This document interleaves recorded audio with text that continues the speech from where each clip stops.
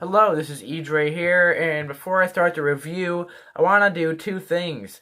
I have moved to a new room, if anybody's wondering why it looks different, and yes, I did get my hair done differently. My room's not always going to be this bright. I'm going to do some mood lighting and stuff. But Halsey has a new album out called Manic. And some background, I've never been too crazy about Halsey. I think that she's kind of been like the example of like the average pop star out there recently, and I like pop music as long as it's done right. And I think that a lot of times Halsey's music falls short of being great, but also isn't horrible. And unfortunately, this album continues that trend. I mean, the production is decent. I like the ambient, kind of bigger production on this album, but the lyrics and the vocals remain to be kind of cringy in many spots, and the album's very inconsistent. And the album starts off with the song Ashley, and I think that the song it ain't that great, and this kind of is a common trend for the first few songs. They're not too great, but they also aren't too bad. They're really just average, and that's kind of disappointing. But the first song that I think is actually genuinely not that good is Forever. I mean, the song just kind of keeps on dragging on and never actually builds up to anything, and that's very disappointing because this song has a lot of potential. But the album does get a little better after this song. Dominic's Interlude is a pretty decently good track. The only problem is, and the only reason it's not one of my favorites, is because Dominic Fike is the main focus, not Halsey. She's not doing much to make this song that great. In fact, it's almost entirely Dominic Fike that's carrying this Beatles-esque song. But that leads into the song I Hate Everybody, which I think is a pretty good song. It has good melody for a pretty good pop song.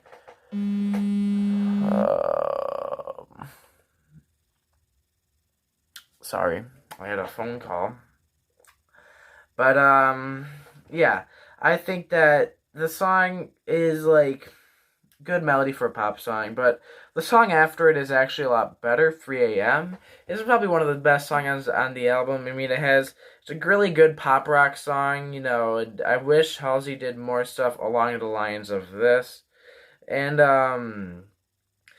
you know, for like a heavy rock song, it isn't great, but for pop rock, I think this is actually one of the best ones I've heard in quite a while.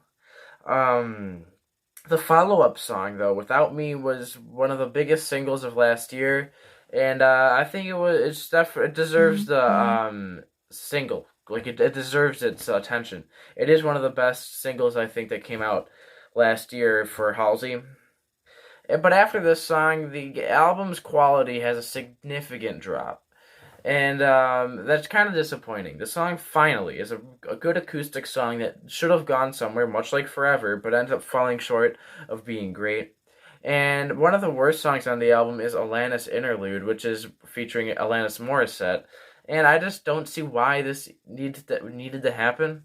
I'm kind of sick of all these old like artists from the 90s and 2000s coming back with new artists to try to like bring relevance, but like nobody asked for it. I don't think that this should be going on, and it's not even like I feel Alanis Morissette was the greatest of back then. I just feel like what happened was now that people from that era are getting a little older, they're looking back on that nostalgically. But I don't know. To me, I feel like it's one of the weakest songs, especially for Alanis. And the following song is even weaker, Killing Boys. It's a very cringy song. A lot of her music is written from a really woman power perspective, and I appreciate that. But some of these songs, the way they're written is just so cheesy that I could see in a few years this being looked back on and just cringing. It's just very a cliche and cringy song to me. But the next song, Suga, I don't know how to pronounce it, but he's part of BTS, and I actually genuinely enjoy BTS. I'm not a stan of BTS. I don't know all the exact pronunciations. I don't know their entire discography, but from everything I've heard, I enjoy them, and I get why people are kind of crazy about them. But this song is pretty good. I really like the way it goes, but once again, the person that carries it is not Halsey, it's the feature.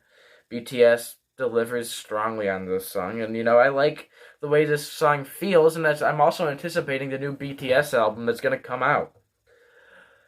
From this point on, the album just is kind of pretty average. There isn't much else to say. It just kind of keeps going, and more in like what is it? Yeah, 929. I mean, these songs aren't bad. It's just they aren't doing anything too crazy. And one thing I want to bring up in this review is that about pop music and this how this album fits in it. It's like I've heard much better pop albums out there from rappers, from rock artists than I have from Halsey. And this is disappointing because I actually do genuinely want to like Halsey more than I actually do. I think that she has a lot of potential. She has a good voice. It's just the way her voice is produced a lot of the times is very obnoxious. And the way she sings the melodies on some of these songs are also kind of obnoxious. And that's kind of really disappointing. Because I know she has the potential to be doing so much better, but just that she doesn't. Unfortunately, I wish there was more to say about this album, but I really don't feel like there is. This is an album that was hyped up in the pop, I guess, community, which, I mean, it's kind of a weird thing to say, because in reality, the pop community is, like, everybody. And, I was expecting a bit more, especially with singles like Without Me, which I genuinely felt were some of her strongest songs. I was kind of hoping that the rest of the album would follow suit. Unfortunately, this album doesn't, and I had to settle on giving it a light 5. Now, what does a light 5 exactly mean? Well, to me, I follow Anthony Fantano's scale pretty closely because I feel like he is the most reasonable reviewer out there. To me, a 5 is average. Not good, not bad. Anything below a 5 is below average. Anything above a 5 is above average. So this album's right in the middle for me. It has potential, and I think the production's decent. I think there's at least a handful of good songs, and I think that the features on here are, for the most part, pretty decent. But, that being said, I mean, the worst parts of this album are still pretty strong. I mean, the actual vocal melodies on this thing aren't the best. The production of the vocals are not the best. There are some real stinkers on this album. And unfortunately, I had to settle giving it just right in the middle.